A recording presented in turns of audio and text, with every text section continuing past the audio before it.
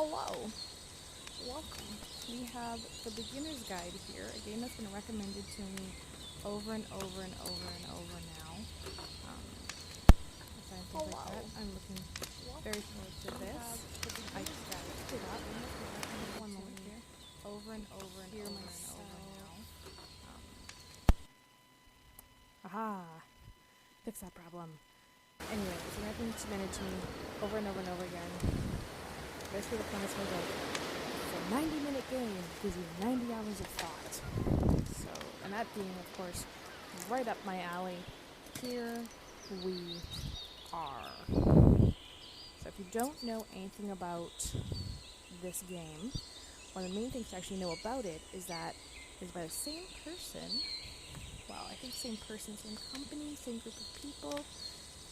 Basically same kind of connective nature as the Stanley Parable.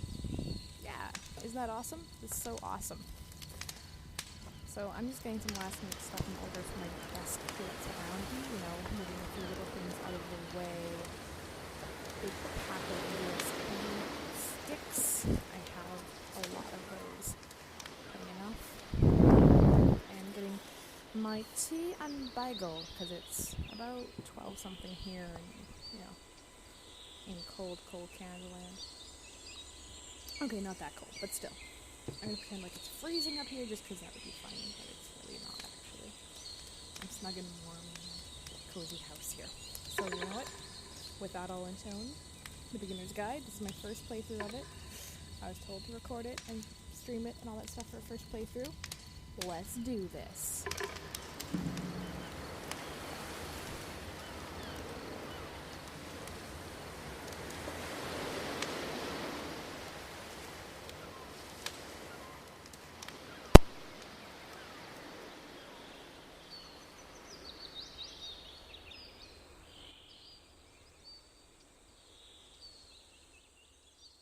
Hi there. Thank you very much for playing The Beginner's Guide. My name is Davey Reedon. I wrote The Stanley Parable, and while that game tells a pretty absurd story, today I'm going to tell you about a series of events that happened between 2008 and 2011. We're going to look at the games made by a friend of mine named Coda. Now, these games mean a lot to me. I met Coda in early 2009 at a time when I was really struggling with some personal stuff, and his work pointed me in a very powerful direction. I found it to be a good reference point for the kinds of creative works that I wanted to make. So just to start you off, this is, I think, the first game he ever made. It's a level for Counter-Strike. You can walk around here, by the way. And mostly it's just Coda learning the basics of building a 3D environment. But what I like is that even though he starts from the simple aesthetic of a desert town, he then scatters these colorful abstract blobs and impossible floating crates around the level. And of course, it destroys the illusion that this actually is a desert town, and instead this level becomes a kind of calling card from its creator. It's like a reminder that this video game was constructed by a real person. And it kind of makes you wonder, what was going through his head as he was building this? This is what I like about all of Coda's games. I mean, not that they're all fascinating as games, but that they are all going to give us access to their creator. I want us to see past the games themselves. I want to get to know who this human being really is. And that's exactly what we're going to do here. So, it's 2008, Coda starts making these games, and he never releases any of them. He doesn't put them onto the internet, he just makes them and then immediately abandons them, and they sit on his computer forever. And I think he really understood this image of himself as a recluse. At one point, he jokingly renamed his computer's recycling bin to Important Games Folder. So, this was just how he worked. He tended to crank them out one after the other without even really pausing to try to understand what he had just made, until suddenly one day, he just stopped. In 2011, that was it. He made his last game, and then he hasn't made another one since. And that's why I've taken this opportunity to gather all of his work together, is because I find his games powerful and interesting, and I'd like this collection to reach him, to maybe encourage him to start creating again. And if the people like you who play this also happen to find his work interesting, then I'm sure it'll just send that much stronger of a message of encouragement to Coda. So thanks for joining me on this. If you have a particular interpretation that I haven't mentioned here, or if you just need to get in touch, you can email me at daveywreden@gmail.com. Okay, that's about it for introduction. Let's take a look at Coda's first proper game. As each game is loading, I'll show you the date that it was completed. This first one was made in November 2008.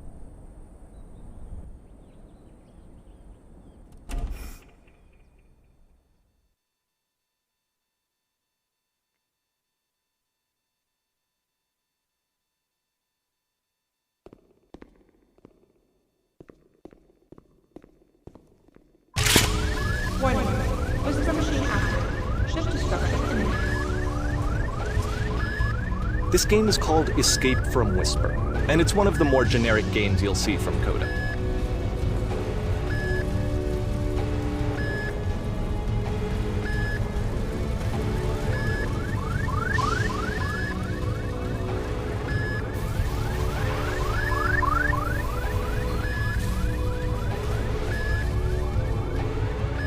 Security code reached. Hostile alien life form inbound. It kinda looks like this game was abandoned mid-development. For instance, you have this gun, which you'd think would indicate that there are supposed to be monsters or enemies somewhere, but then clearly there are no enemies anywhere. You can't even reload the gun when you run out of bullets. But ultimately we don't really know. Maybe Coda thought that actually it was complete the way that it is. And I think that we should talk about his games for what they are, rather than for what they're not. Enemy force neutralized. Begin ship evacuation. I love how you can see the bottom of the universe from this room.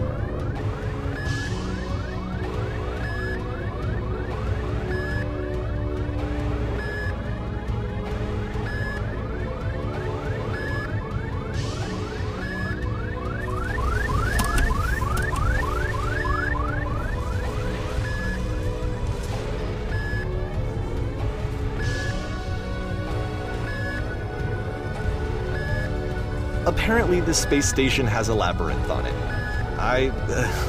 Sure, I don't know. There's really no reason for it that I've ever been able to discern, so in the interest of time, I'm just gonna skip you on past it.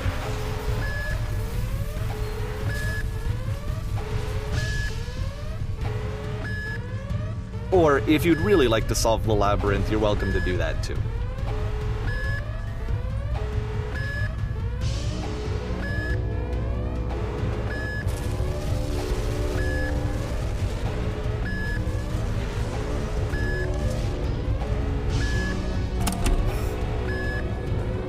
Okay, this is the part that's interesting. The game has this narrative about the Whisper machine and how it has to be turned off, and then you get to the engine room.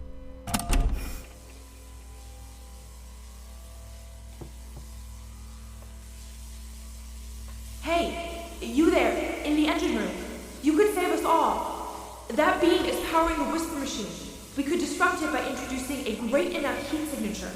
If your body could stop the beam. It's so much to ask, but for all of our lives, would you do it? Could you give yourself?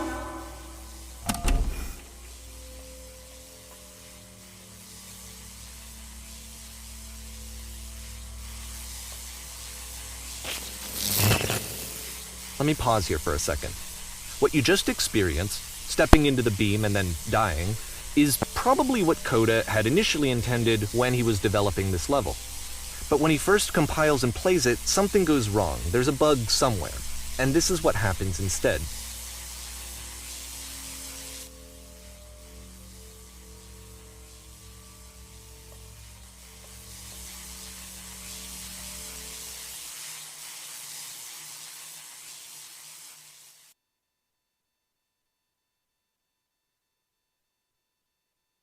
The beam causes you to start floating.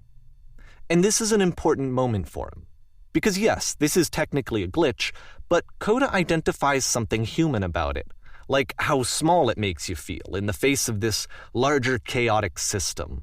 Or this floating could be the afterlife, a peaceful place, juxtaposed against all of the hysteria that you've just had to traverse.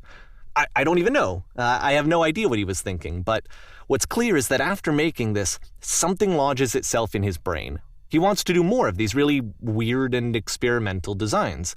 So he stops work on this and moves on to a stream of tiny little games that go in all sorts of directions. Let's go ahead and take a look at the first game he made after leaving this one behind.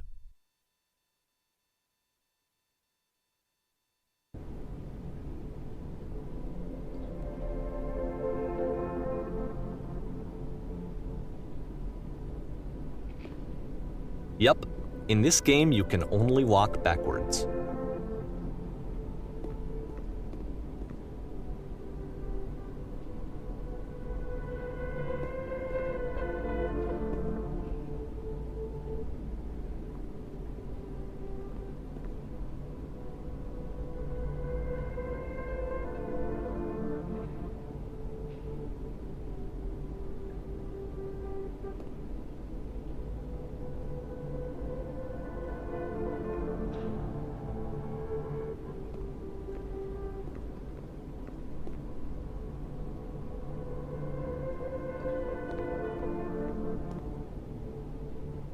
So it's a short and relatively minimalist experiment combining motion and narrative.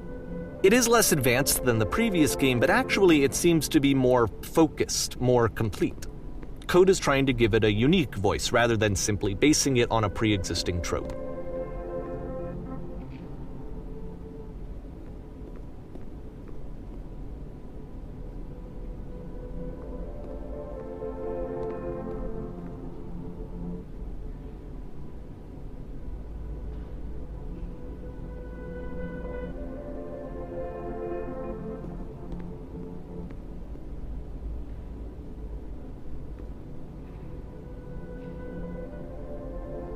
It's a short little thought, it says what it wants to say, and then it ends.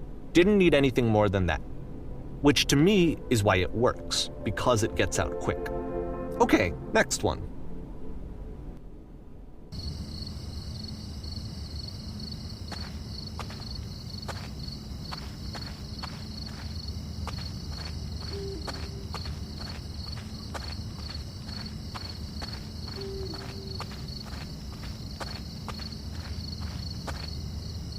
And that's it.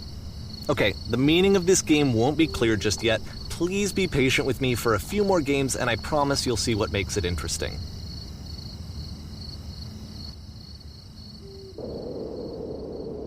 Oftentimes, Coda would put bizarre titles like this one at the start of his games. I wish I'd known him at the time that he was making these early games. He would really only talk to me about his work as he was making it. Once he stopped work on a game, that was it. It was dead to him. And I don't agree with that at all, but what are you gonna do?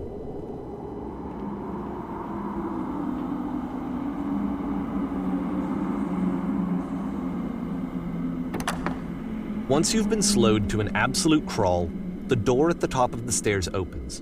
So why, if Coda's not showing these games to anyone, why bother opening the door at all?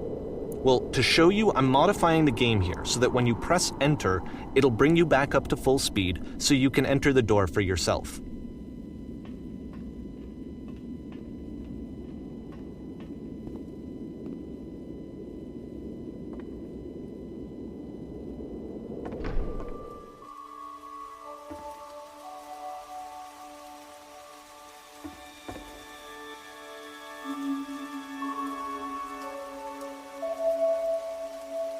A room that's warm and nice and filled with little ideas for games.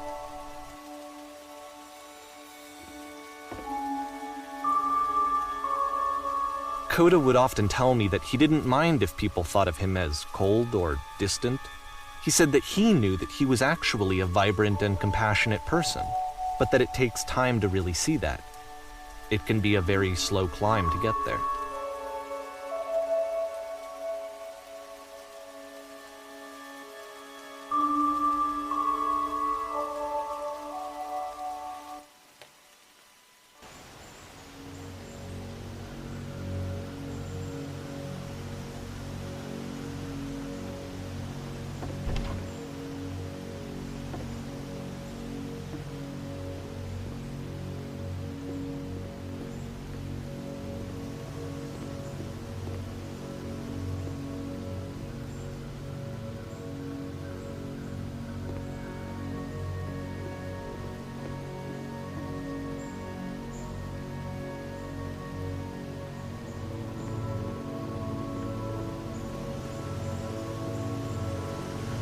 Well, this is new for Coda. It's an actual puzzle.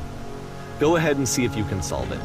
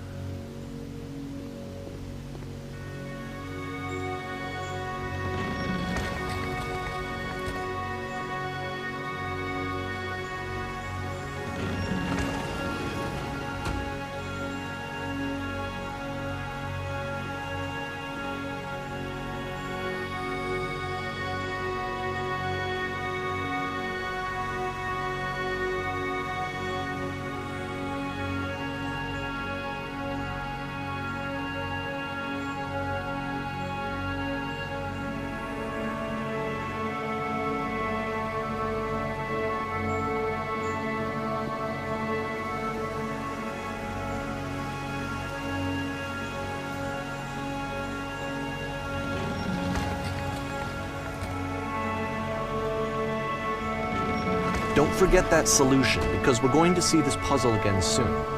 We're going to see it a lot.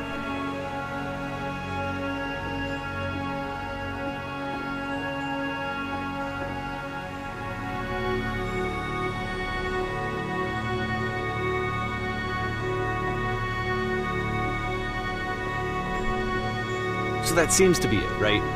You walk down a corridor, you solve a puzzle, you get to the end. Simple enough. All right. Now I'm going to modify the game again so that when you press enter, it'll remove all of the walls from this room.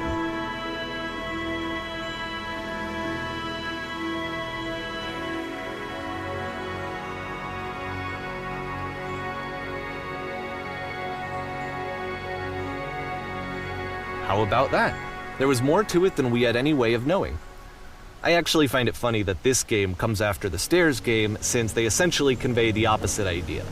So, in the Stairs game, a dull exterior concealed a rich interior. And then, in this level, a dull interior hides this fantastic outer world. Either way, I think that the point is the same, is that most of the time you don't get to know what you're missing, or even that you're missing anything. That's not your role as a player. So if your role here is not to understand, then what is it?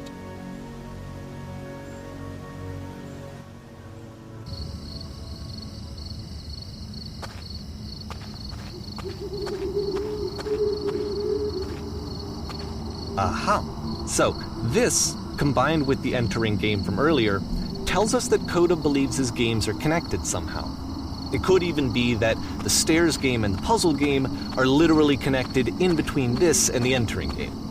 There's a bigger picture that all of his games are meant to play a role in, some larger meaning that we won't be able to grasp until we've seen all of them.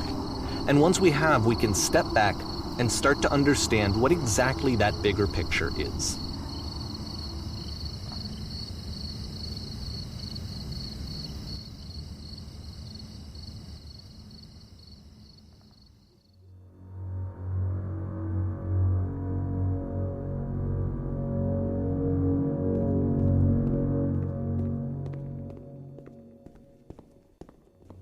Let's talk about video game development for a second.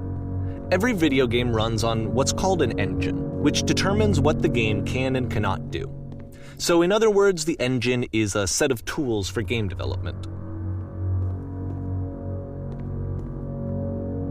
To make all of these games, Coda is using an engine called Source.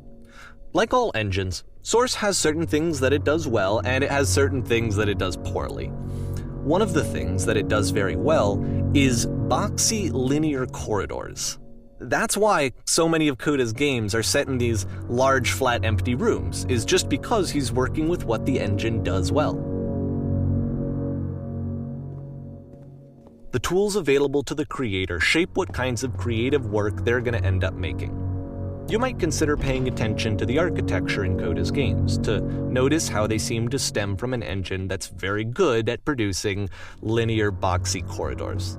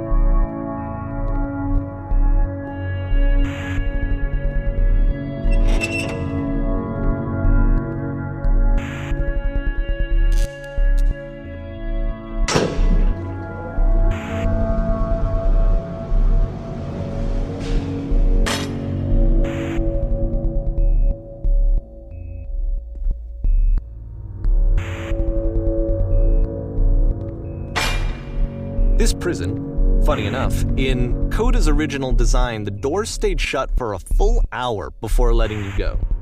If you don't mind, I think we're gonna skip that. This is something that he and I used to argue about a lot. You know, whether a game ought to actually be playable, whether it means anything if no one can get through it.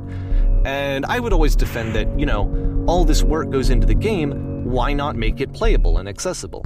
And so we just got into heated arguments over it, and there was one time that after one of these conversations, he went home, and a day or two later, he sent me a zip file entitled Playable Games that was full of hundreds of individual games, each of which was just an empty box that you walked around in and nothing else. Believe me, I played every single one of those just to find out if there was like a gag hidden somewhere. There wasn't.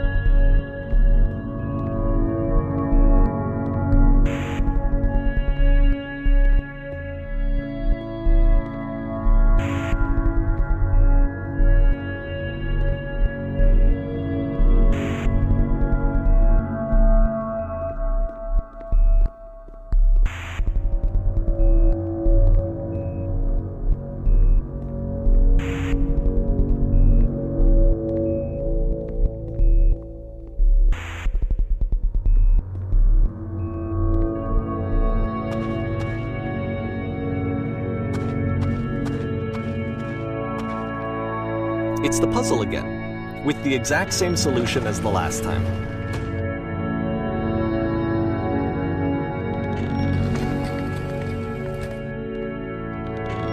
There's still no clear indication of what makes this puzzle so special that Coda is going to return to it over and over. But I promise I'll share with you my interpretation very shortly.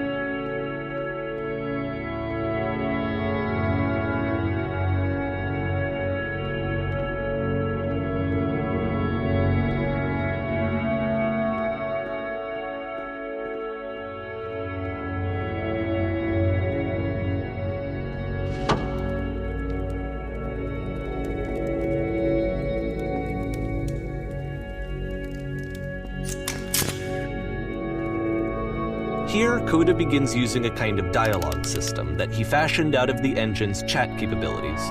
Use the 1, 2, 3 buttons on your keyboard to respond.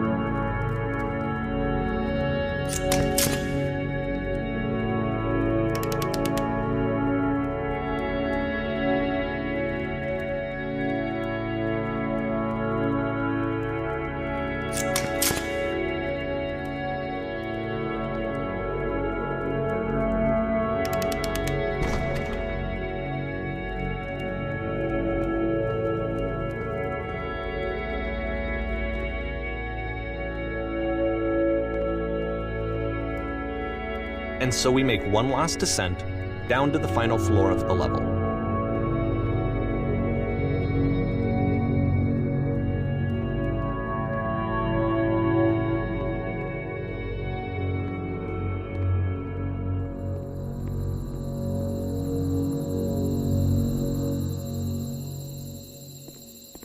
It's a lamppost. Okay, I can't tell you quite why, but for some reason, Coda fixates on this lamppost. It's going to appear at the end of every single one of his games from here on out. I'll tell you what I think. I think that up to this point, He's been making really strange and abstract games with no clear purpose, and maybe you can only float around in that headspace for so long. Because now he wants something to hold on to. He wants a reference point. He wants the work to be leading to something. He wants a destination, which is what this lamppost is. It's a destination. We're going to see it in the work as well. His games are just going to become a lot more cohesive, a lot more fully developed, with more of a clear idea behind them. And as we go, that idea will get clearer and clearer and clearer.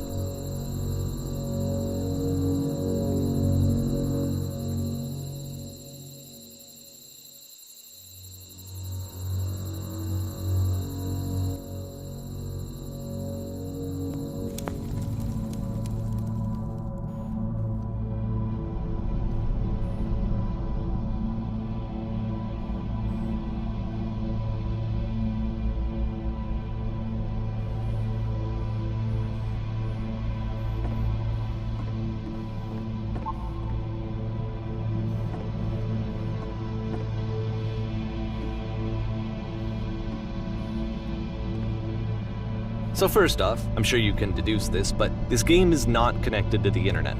All of the notes that you're gonna see have been written by Coda. This was actually the first game of his that I ever played. This was shortly after I met him at a weekend game jam in Sacramento, where I grew up. I saw him working on this very level, and it was just so different from anything that anyone else was doing. So right away I was like, I have to be friends with this person. In retrospect, I think I was probably a bit too pushy, trying to get his attention. I was over-enthusiastic. But he was very gracious about it and very patient with me. And I cooled off eventually.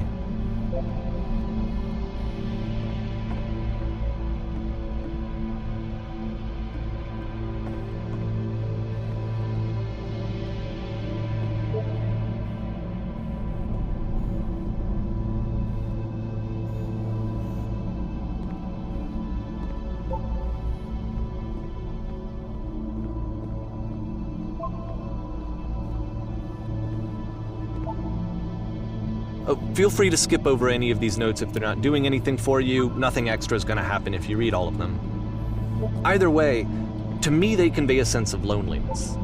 I see this person who's filled with thoughts and feelings and beliefs and has no way to express them except as scattered and unheard voices in a game that wasn't meant to be played.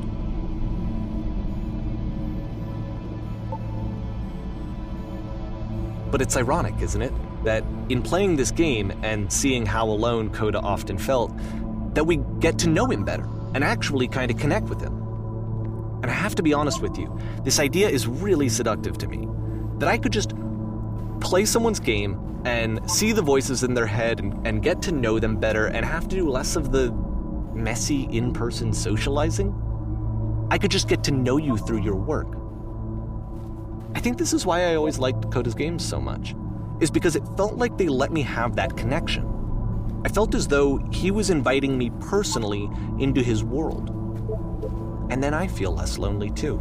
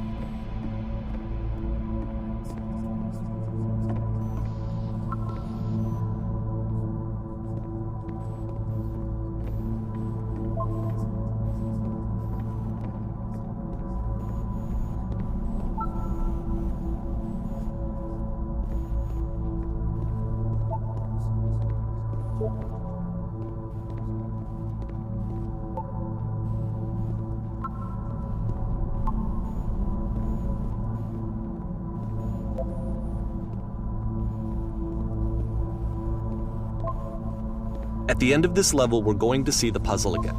And here, I'll tell you what I think the puzzle means. Each of these games represents an idea that was on Coda's mind at the time that he was making it. And the puzzle is a way of closing the door on a previous chapter of his life before moving on to the next one.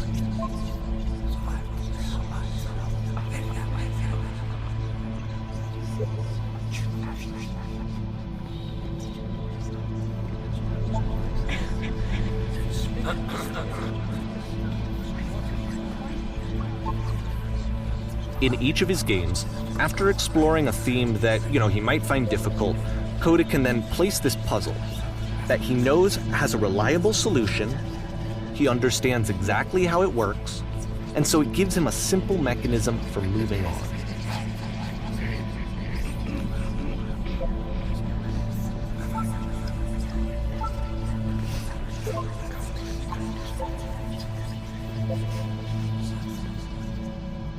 And because there's this dark area between the doors, a space between spaces, before you move on, you get to pause.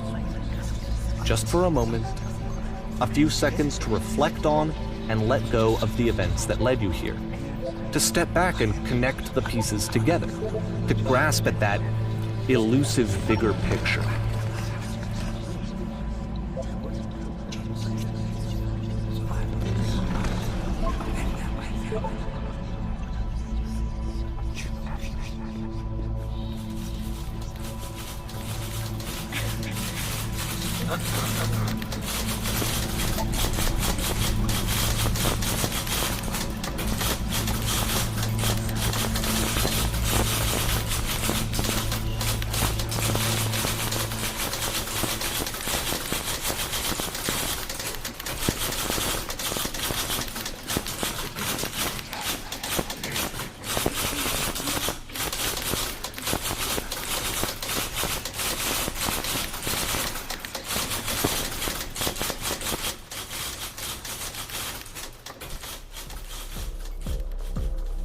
Okay, this one is tough. It's gonna kinda just spin its own wheels for a few minutes. Hang with it.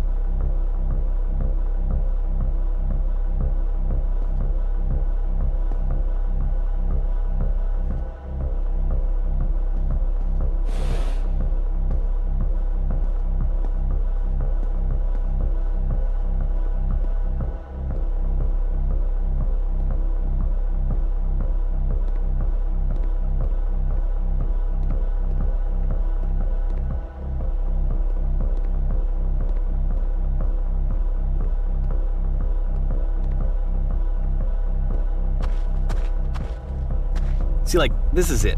The whole game. And there's nothing that's particularly interesting about it. You just walk to the end of a hallway. Except, for some reason, Coda gets really fixated on this prison that has all of this modern furniture.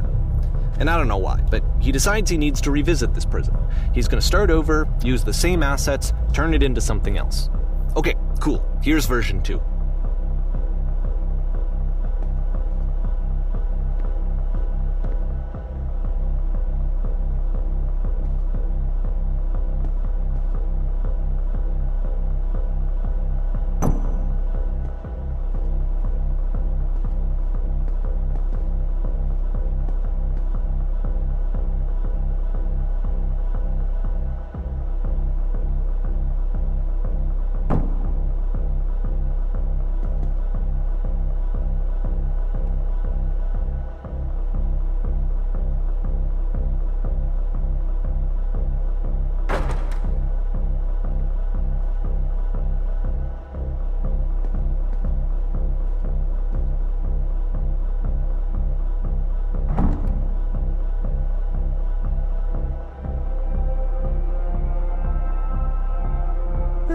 There's a bit more to this one, but still, it's not really communicating anything. It's kind of just weird for weirdness' sake.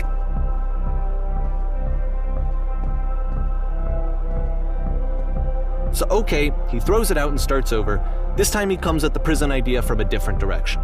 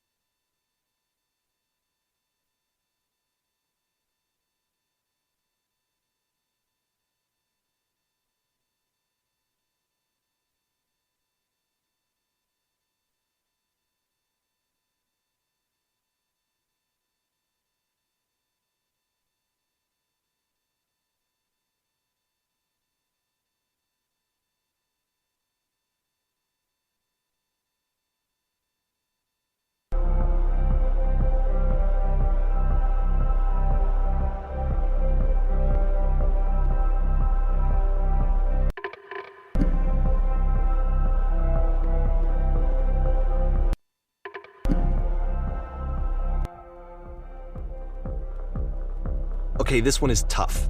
It's gonna kinda just spin its own wheels for a few minutes. Hang with it.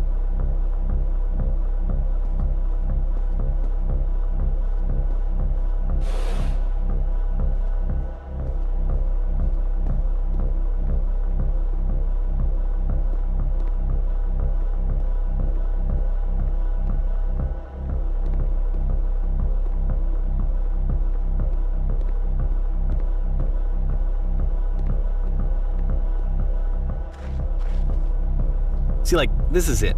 The whole game. And there's nothing that's particularly interesting about it. You just walk to the end of a hallway.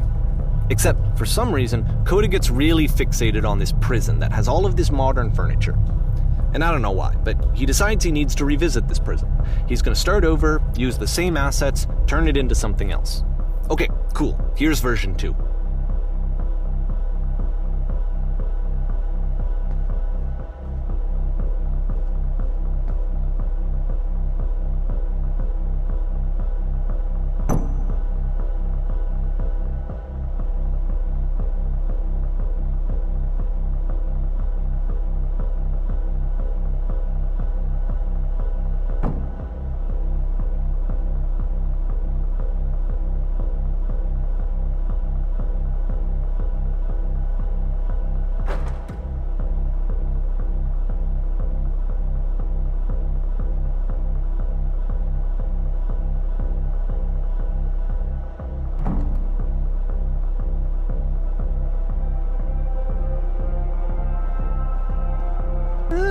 there's a bit more to this one, but still it's not really communicating anything. It's kind of just weird for weirdness' sake.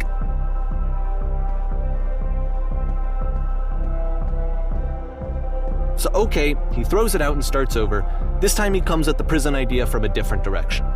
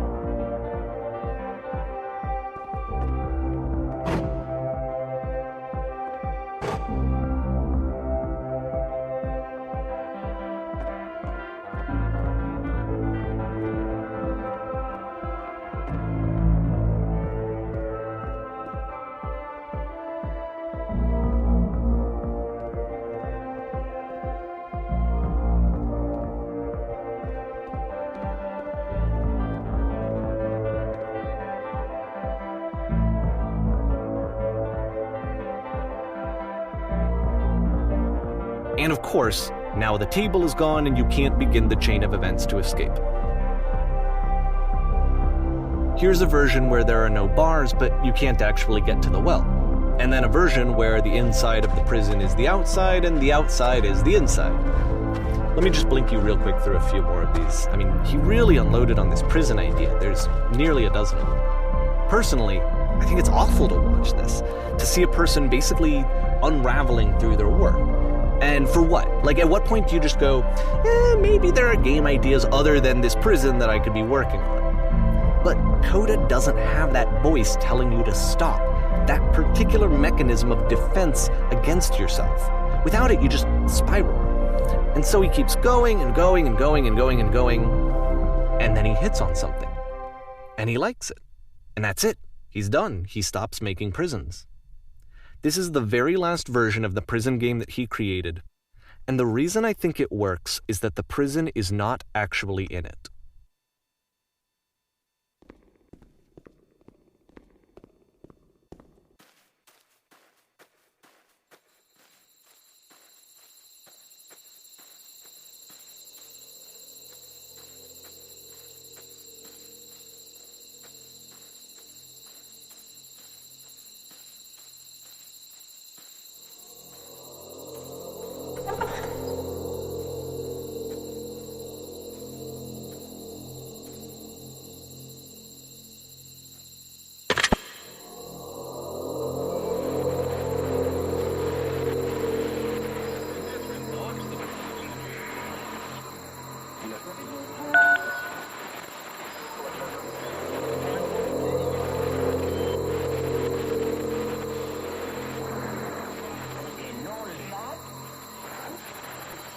It's a conversation.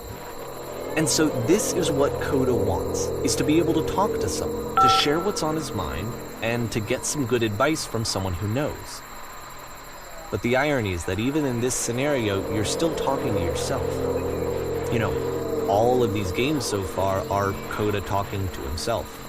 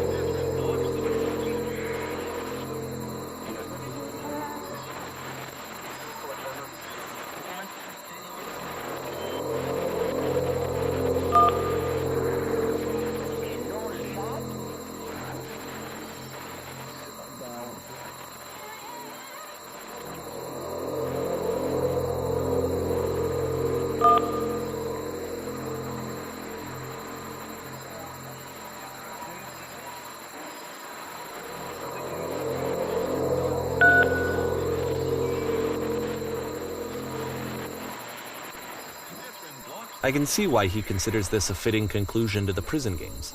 After all of the obsession and frustration, just to be told by someone you can trust that things are going to be okay. Wouldn't that be nice?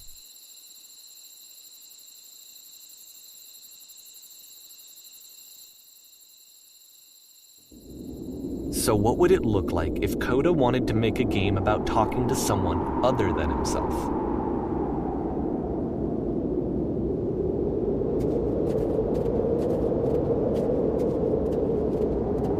To me, this environment is meant to represent Coda's puzzle, with the 2 doors on either side and a dark transitional space between.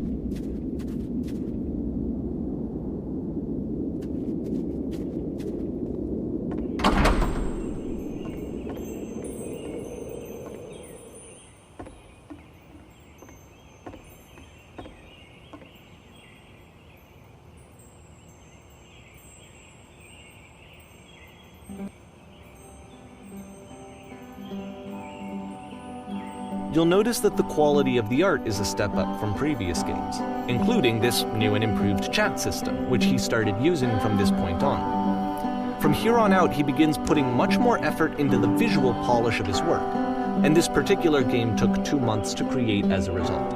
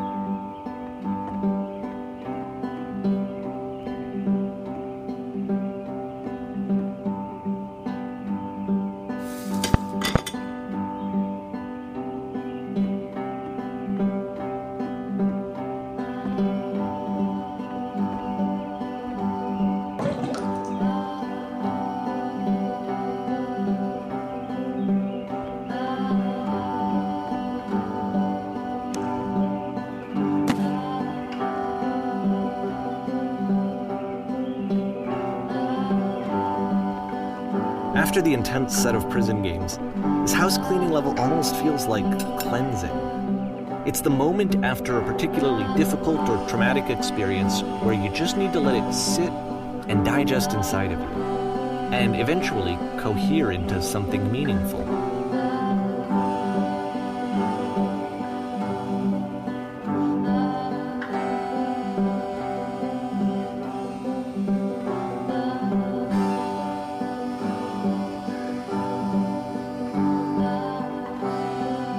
I know that Coda really liked this game. Of all of his work, actually, this was the only one that he called me up to ask me to come over and look at it. This was during a period of a few months where he was, grossly happy all the time, just walked around with a constant smile on his face.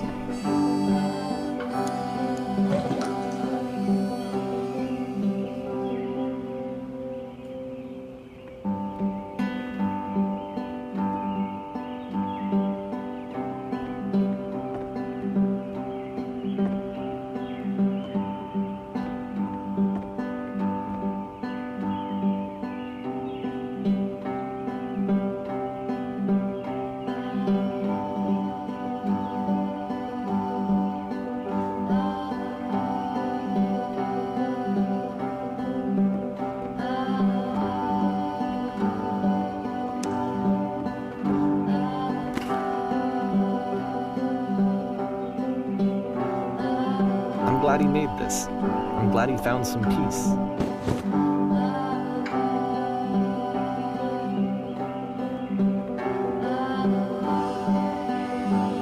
But, of course, it can't last. The music stops, your companion is gone, it's time to leave. The door at the top of the hill is now open as well. Again, you can't stay in the dark space for too long. You just can't. You have to keep moving. It's how you stay alive.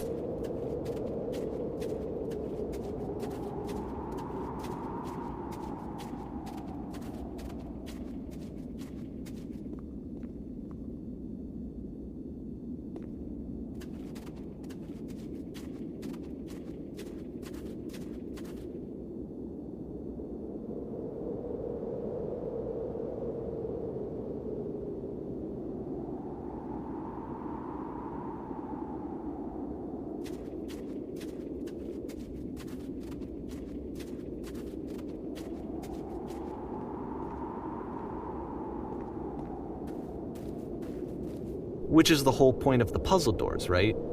That sooner or later you have to pick up and move. I really thought that was the point of it.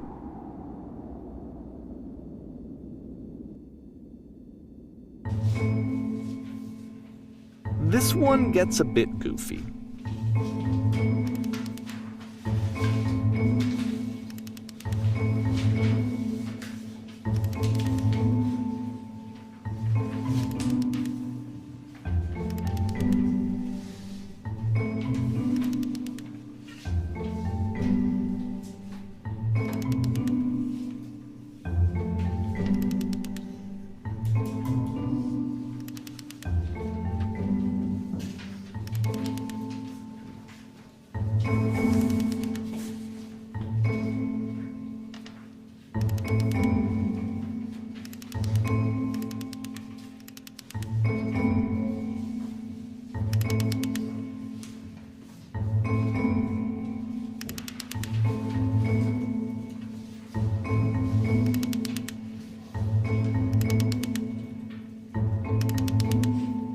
About halfway through the game, the perspective shifts.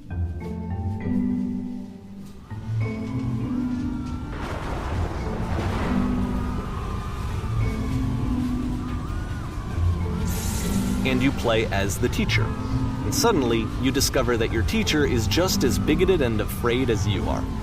Oh, and also you can move around the classroom now.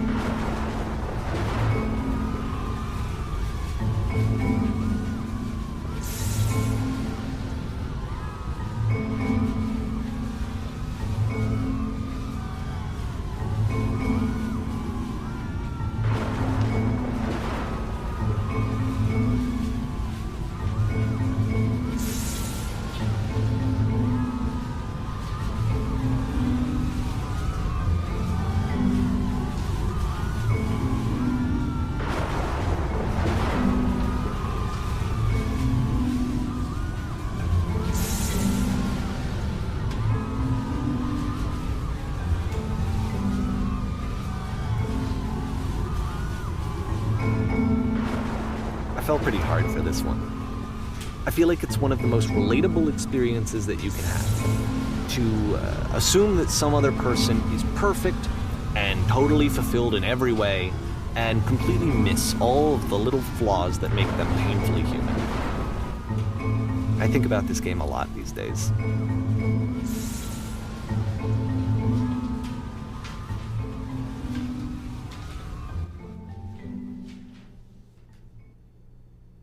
This one took a lot longer than all the others for Coda to make. It was 4 months between this and the last one. That's twice as long as it took him to make any other game before this, and it's not like it's particularly complex, so I remember I found that a little strange at the time.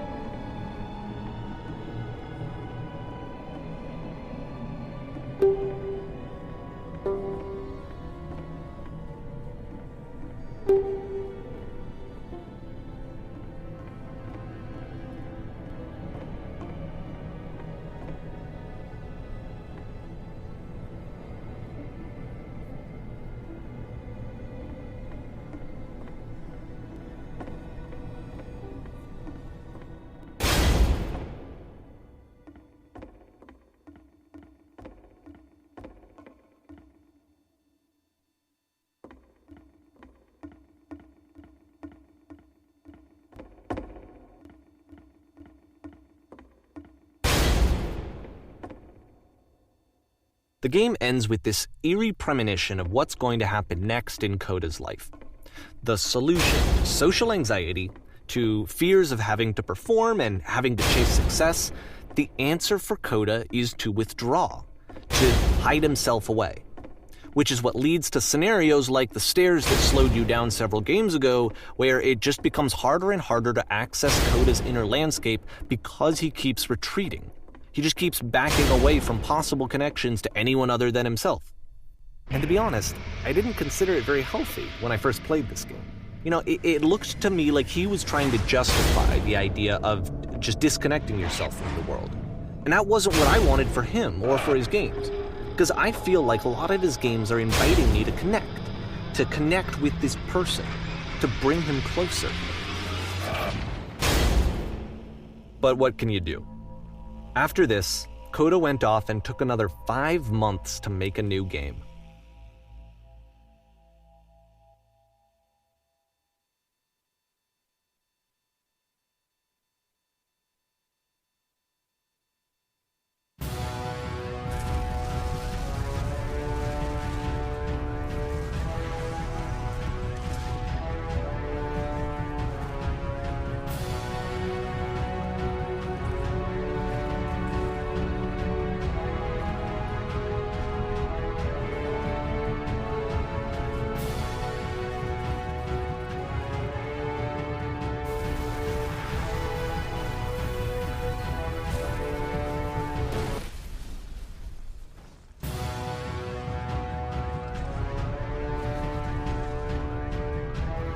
You should probably open your eyes if you haven't already. It's pretty much impossible to solve otherwise.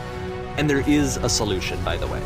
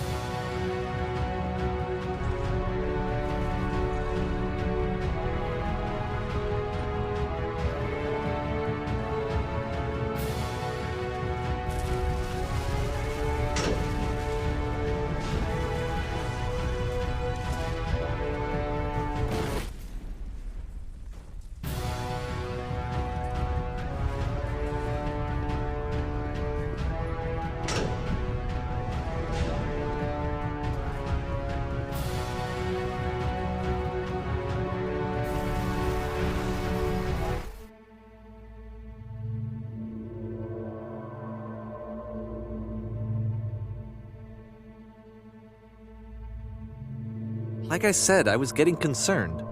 First off, he's never been this explicit in his work about exactly what he's thinking. So where's that coming from? But then even weirder, his work has potentially stopped being an outlet for him. Not like he's having trouble iterating on ideas, but he literally just can't think of new ideas anymore. And in person, he was being a lot more distant than usual. Like, you know how sometimes a person will just deflect anything that you say in order to keep themselves disconnected all the time? It was that kind of thing. Here was the point in my relationship with Coda where I really started to wonder if he needed my help in some way. His games are going to get more desperate from here on out. After this game, it's almost 6 months before he finishes something new.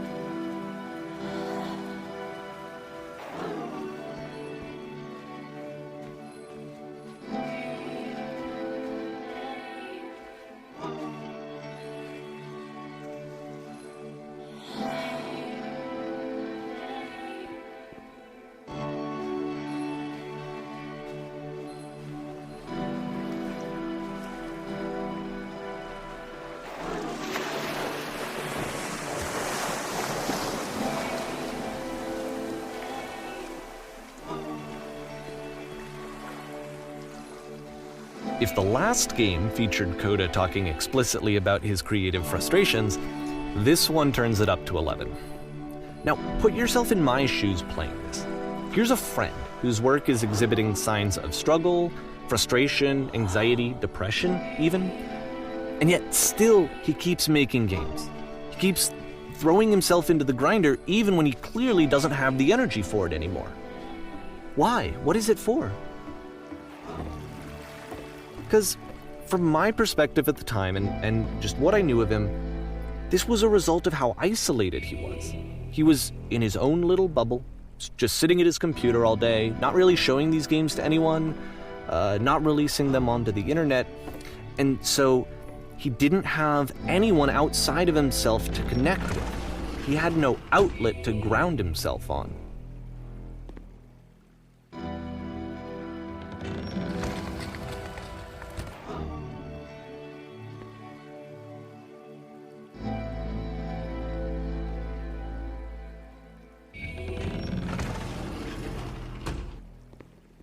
You can't talk yourself out of loneliness.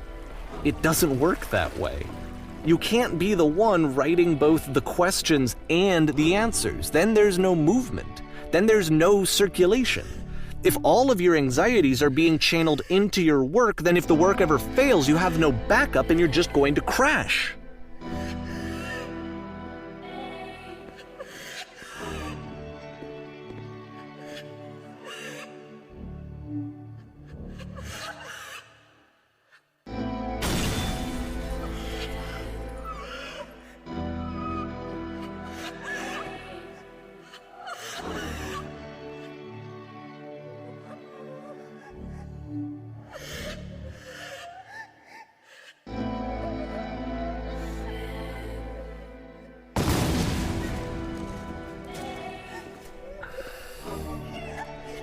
Seeing this game at the time that he made it, it looked really unhealthy to me.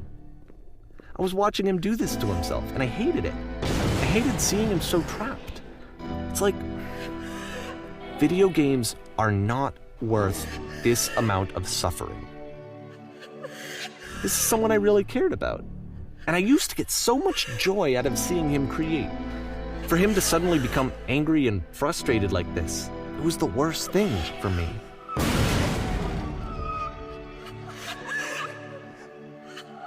I don't know. This is what I felt at the time. I don't know how else to explain it. I wanted it to stop more than anything. I had never felt so rotten. I needed more than I had ever needed anything for this to stop.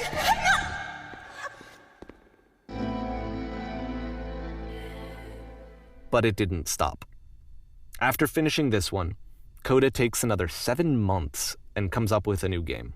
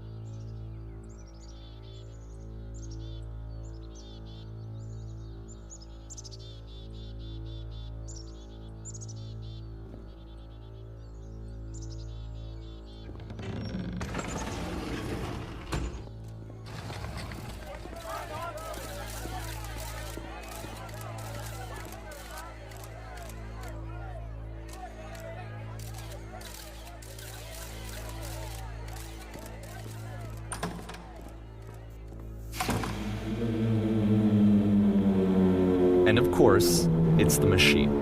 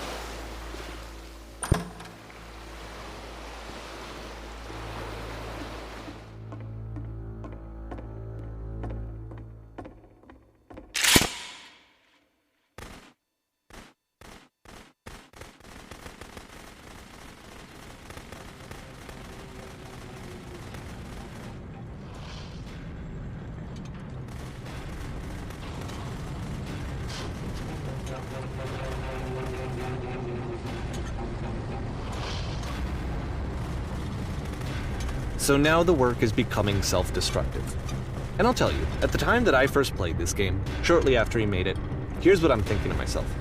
I'm thinking that code is stuck in his own head, and that it's having a very negative effect on him, and that all he needs to do is just start showing his work to people, to get some actual feedback on his games.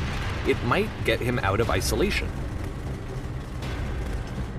And so, as I'm thinking this, I realize that I could be the one to initiate it. Because it would never occur to Coda to start actively soliciting feedback, so what if I did it for him?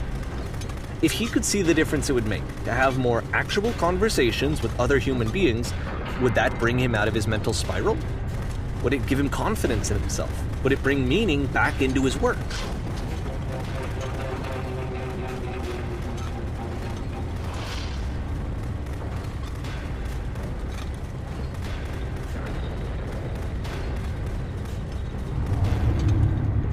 So I started showing Coda's work to people.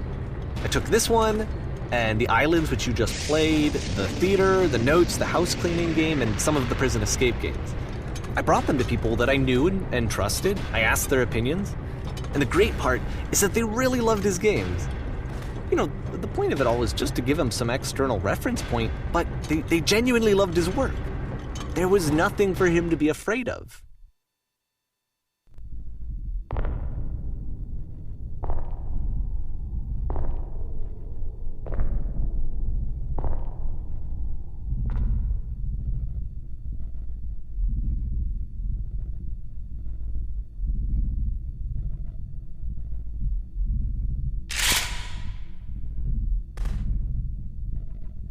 Can you see why I felt like this was the right thing to do?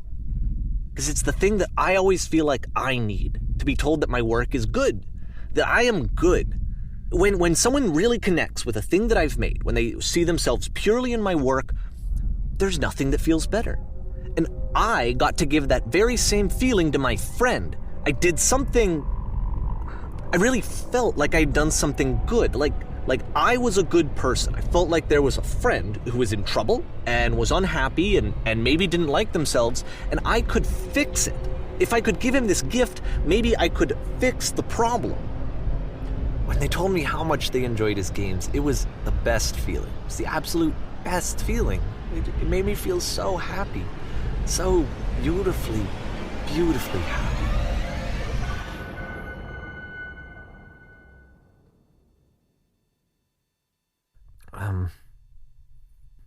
So anyway, Coda finishes this game, and then really he just kind of takes off for a while. So this is June of 2011, and I didn't hear anything from him for several weeks, I guess. And so out of nowhere, one day I get an email, and it's got a private link to a new game of Coda's. This one is called The Tower, and to my knowledge, it's the last game that Coda ever made. So let's take a look.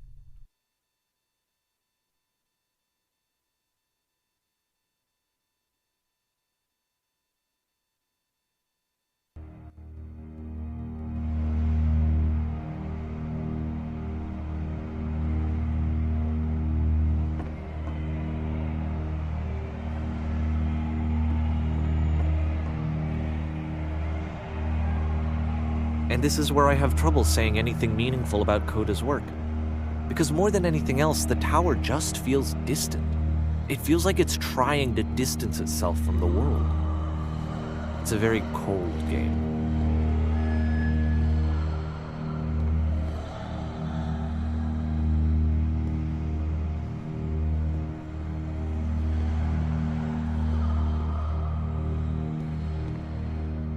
This room actually has a maze in it. Except that all the walls of the maze are invisible. And then every time you touch one of the walls, there's this awful flashing and noise, so the experience is really miserable. The game goes beyond not being meant to be played, it actually seems to despise the player for trying to play it at all. But I do want to show you the rest of the level, so when you're ready to continue, press enter and I'll put a bridge over the maze.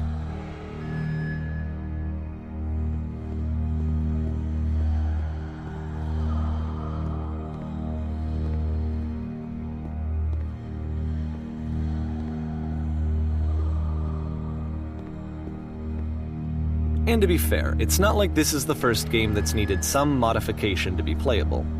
Like the house cleaning game. You know, that one used to actually loop the cleaning chores and you just cleaned a house forever. I had to cut it off so that you could exit the house and the game would actually end. But that game had an idea that it was actually trying to communicate. What's the deeper idea behind the invisible maze?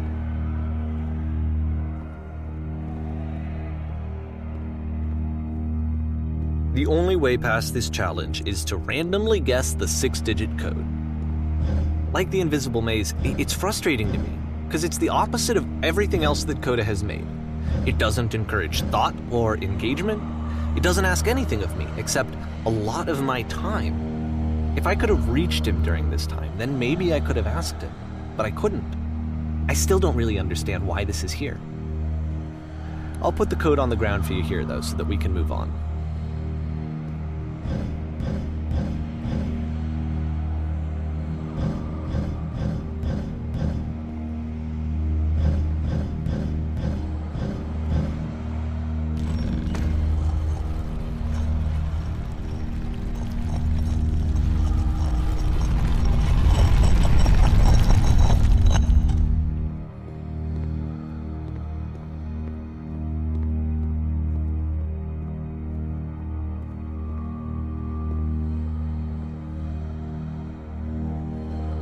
The switch to open this door is actually on the other side of the door, meaning that it's literally impossible to solve from this side.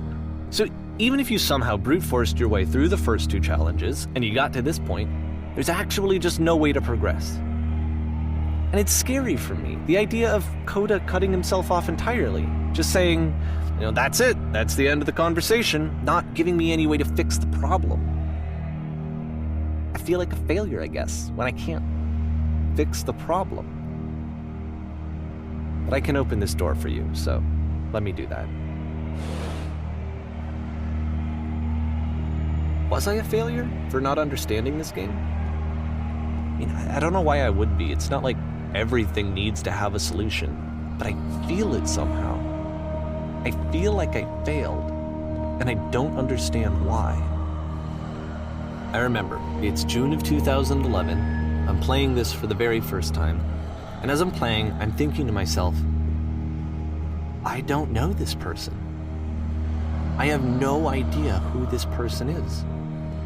It wasn't the guy I knew, it wasn't my friend.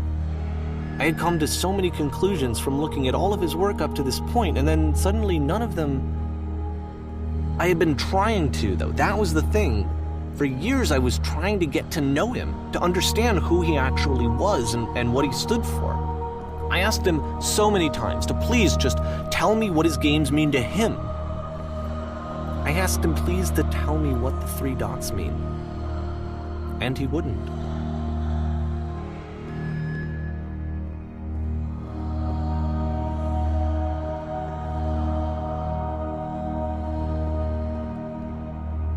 I just felt so strongly that if I could have connected with him, that if I could have somehow made his work my own, that I would finally be once and for all happy. It was that I needed to see myself in someone else.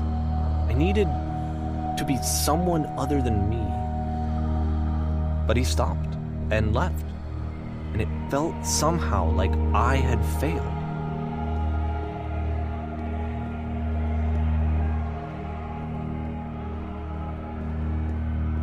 Where did I screw up?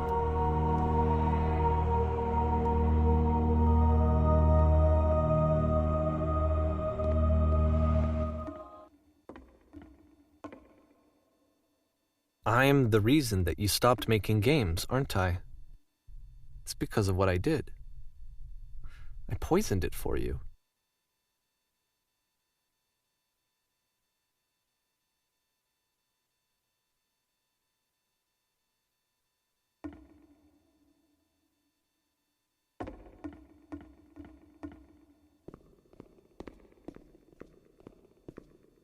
I don't think I ever told you this, but when I took your work and I was showing it to people, it actually felt... it felt as though I were responsible for something important and valuable.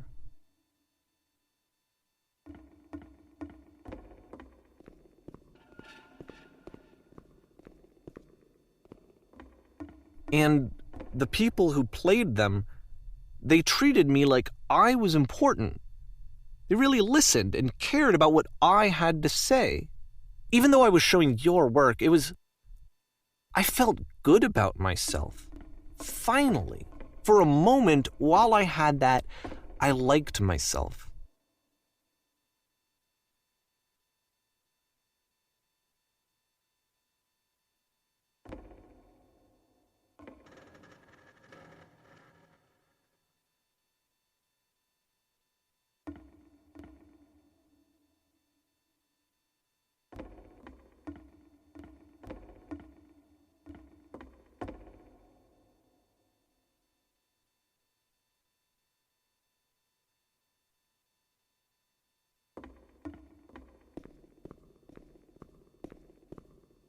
And then you stopped, and I didn't have anything left to show people.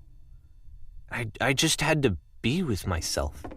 And as soon as that happened, there was no feeling at all. Nothing. Less than nothing. What does that mean?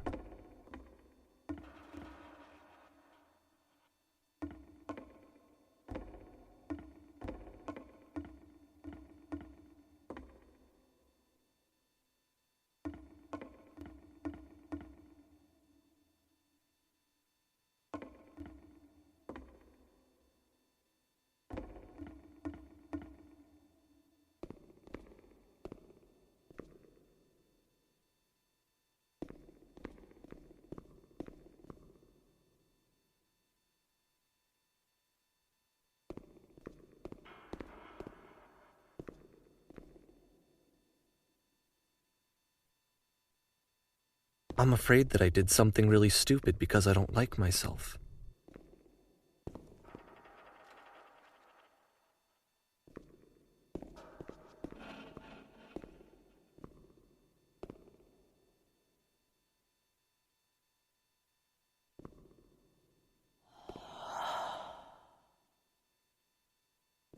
That's why I'm releasing this collection of your work, is because I haven't been able to find any other way to reach you. I've tried everything. And so a part of me has hope that if I put this compilation out into the world, and if I put my name on it, that maybe enough people will play it so that it'll find its way to you, so that I can tell you that I'm sorry. I know I screwed up.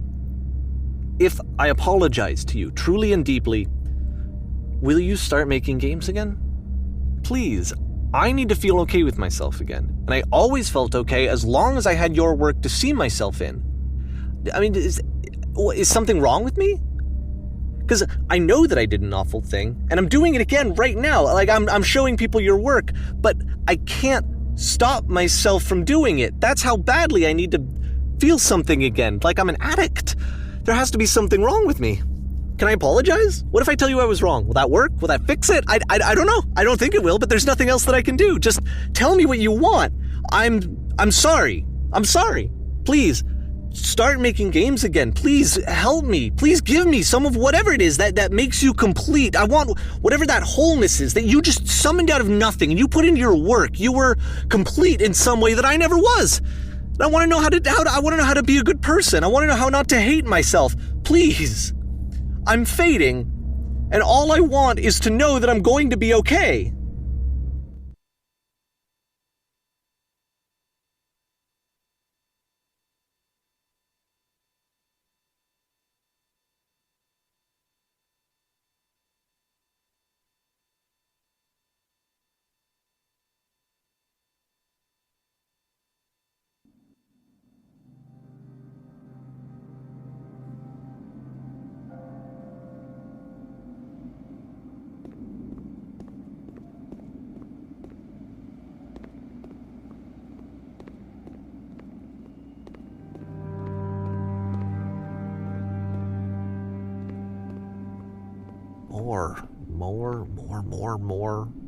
More love, more praise, more people telling me that I'm good. Always more. It's like a disease.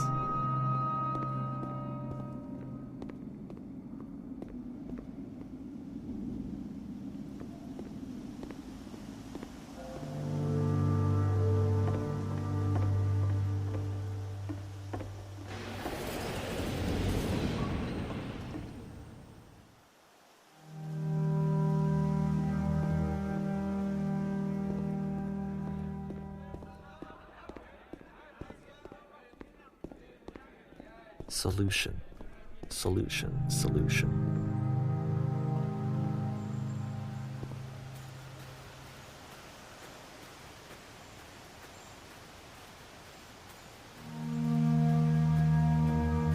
I guess if someone had told me ahead of time that he just really enjoyed making prison games, maybe I wouldn't have thought he was so desperate.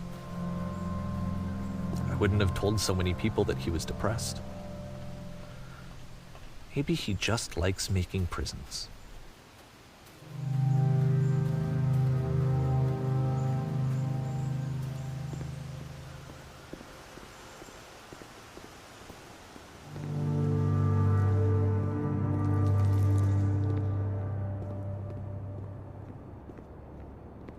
Even now, the disease is telling me to stop. Don't show people what a shitty person you are. They'll hate you.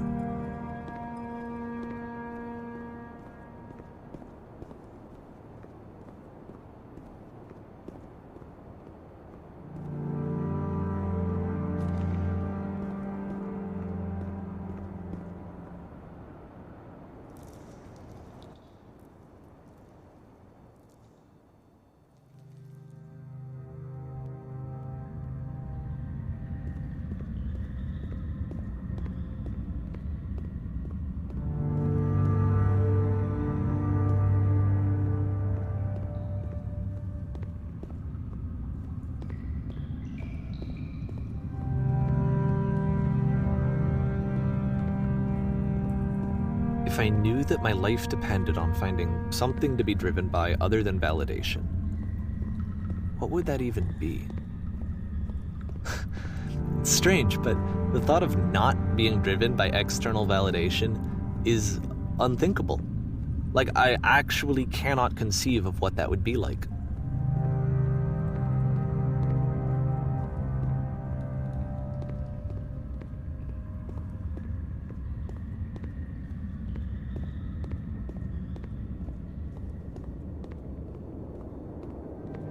What now?